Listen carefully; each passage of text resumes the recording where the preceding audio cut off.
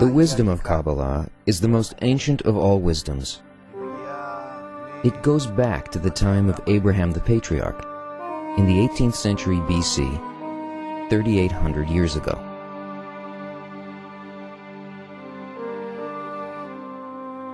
Abraham the Patriarch was an ordinary Bedouin tribesman in Babylon who discovered the existence of godliness,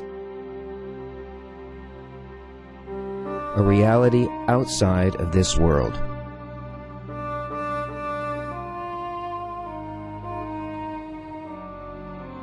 He then wrote a book about it called Sefer Yetzirah, the Book of Creation,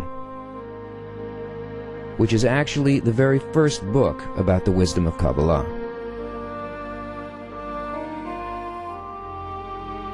There were many more Kabbalists after him.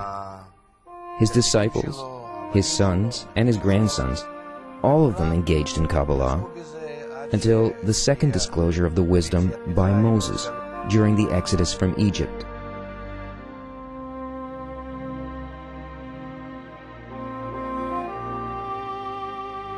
Moses was a great Kabbalist, and he wrote the book of Torah for us.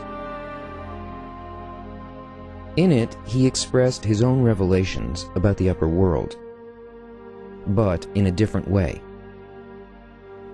While Abraham wrote in names, Sephirot, and Partsufim, Moses expressed himself in a different language, the language of branches.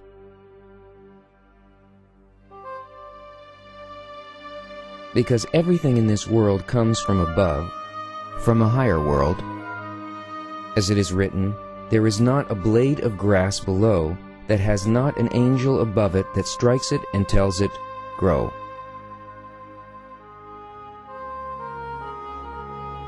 Therefore, there is a complete correlation between everything that exists in the upper world and everything that exists in our world.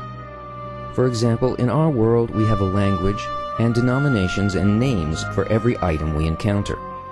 We can then take these names and seemingly go up a level to a higher world and use these names to describe everything that happens in that world. That's what Moses did when he described the language of branches.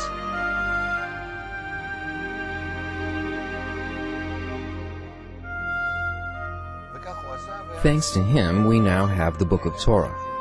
People here in this world think that it refers to worldly events, historic events, romance, journeys, and other activities.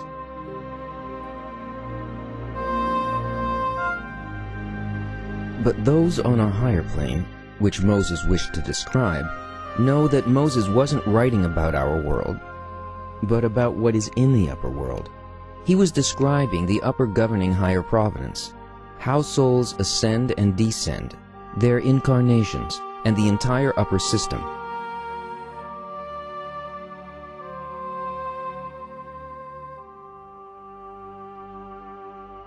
Then followed the book of Zohar, the book of radiance, which was to become the best-known book about the wisdom of Kabbalah, even though no one completely understands it.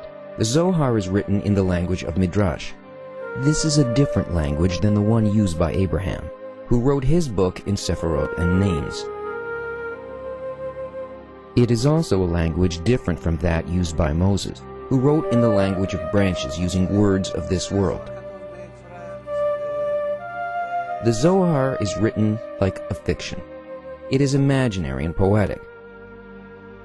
It seemingly speaks of this world and the upper world, but it's a language of legends called the language of Midrash.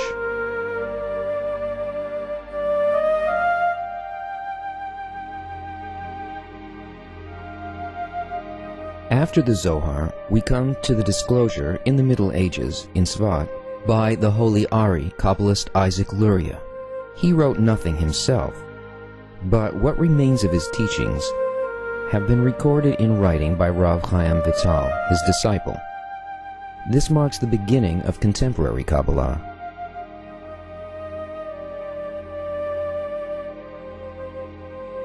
Then came the time of Hasidism, and the evolution of the wisdom of Kabbalah in the 17th and 18th centuries, until it evolved into our contemporary Baal HaSulam, Rabbi Kabbalist Yehuda Ashlag. Baal HaSulam wrote the commentaries to the Zohar and the writings of the Ari, and expressed Kabbalah in a contemporary language. He wrote Talmud Eser Sephirot, the study of the 10 Sephirot, as a scientific book. It was written academically and very precisely, with a glossary, questions and answers, a complete textbook suitable for our times.